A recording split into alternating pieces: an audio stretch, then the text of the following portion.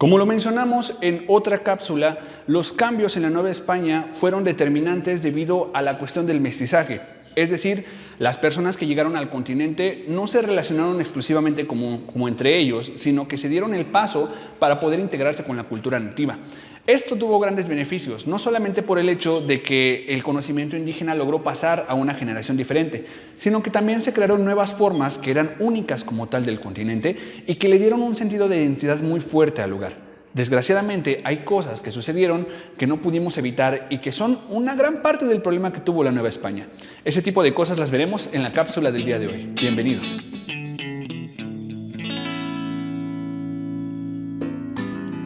Bien. Hagamos una especie de repaso. Como tal, las poblaciones indígenas en México no fueron totalmente exterminadas.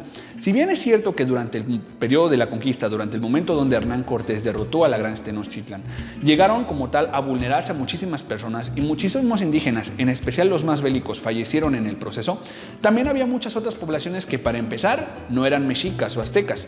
Y aparte de ello, algunos de los mismos sobrevivientes desistieron de la pelea y decidieron adaptarse a las reglas de los conquistadores, pues con el fin de sobrevivir. Siendo eso, entonces, como tal, se empezó a dar un fenómeno, digamos que inesperado. Originalmente los españoles posiblemente incluso hayan pensado en nuestros indígenas como pensaban con la población africana, es decir, utilizarlos como trabajadores o como monedas de cambio. Pero como lo vimos en nuestra cápsula, las poblaciones indígenas fueron muy protegidas por la iglesia en un inicio, lo que dio como tal a su subsistencia y en lugar de ser como tal considerados esclavos, en muchos casos se consideraron trabajadores. De estas relaciones laborales florecieron algunas relaciones personales, algunas por la fuerza, otros por gusto, algunas reconocidas, otras irreconocidas. Sea como sea, en realidad lo que pasó fue que la población empezó a crecer, pero empezó a crecer como una mezcla. Al principio, las mezclas eran muy básicas debido a que había tres razas principales. La primera como tal es la raza de los indígenas, que era la nativa de este país. La segunda son los españoles, es decir, las personas migradas del continente europeo que vinieron a establecerse a la colonia. Y la tercera son las poblaciones africanas que fueron traídas como esclavos. A pesar de que estos últimos naturalmente carecían de derechos en la población, muchas veces sus hijos empezaron a tener reconocimiento porque pertenecían a un orden diferente. Para esta época es muy extendida y muy fuerte la idea de que el tipo de sangre que una persona tenga o la ascendencia de la que provenga le da el valor que tiene de manera personal. Quiere decir que muy posiblemente si uno de nuestros padres hubiera sido un esclavo, nosotros no podemos ser considerados uno porque la otra mitad de nuestra sangre viene de alguna casta superior. Y ya te fijaste la palabra clave, casta. Como tal, en nuestro país, la casta se entendió como el origen por el cual nosotros tenemos y a las cosas que podemos aspirar por dicho origen. Naturalmente, es una idea de carácter racial, es decir, que ponderábamos a las personas en función de saber el color de su piel o su origen, es decir, quiénes eran sus padres. Como lo mencionamos al inicio de la cápsula, esto fue algo bueno y malo. Bueno, porque muchas costumbres de los padres se transmitieron a los hijos que a su vez las recrearon en su propia interpretación. Algunos se sentían más orgullosos de uno de sus orígenes que del otro, pero en el momento de reproducir las prácticas hacían un cambio debido a que obviamente las partes que ellos tenían detrás se manifestaban de diferentes formas. Pero no todo es positivo.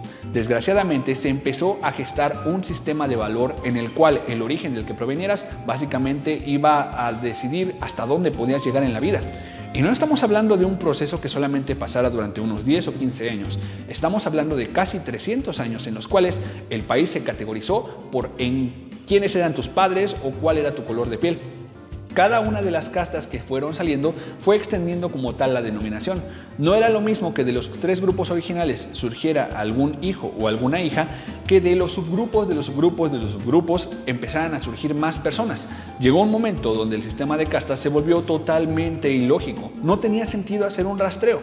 Y generalmente para una persona que le daba mucha pereza investigar o para referirse al común de personas que no pertenecían a ninguno de los tres grupos originales, les denominaban mestizos. Aunque la apropiación del término mestizo estaba aplicado únicamente a una fórmula específica, fue el término más aceptado, el término más reconocido para hablar de la población, y es por eso que en estos días llamamos a este suceso de la Nueva España el proceso de mestizaje. De este tipo de cosas van a seguir surgiendo antecedentes de las inconformidades que se van dando entre la población por el hecho de pertenecer a un país y ser administrado por otro totalmente diferente. Recuerda si juntamos eso con nuestra cápsula anterior. La primera inconformidad era el trato que daban los corregidores a la población nativa de aquí, que además no pertenecían como tal.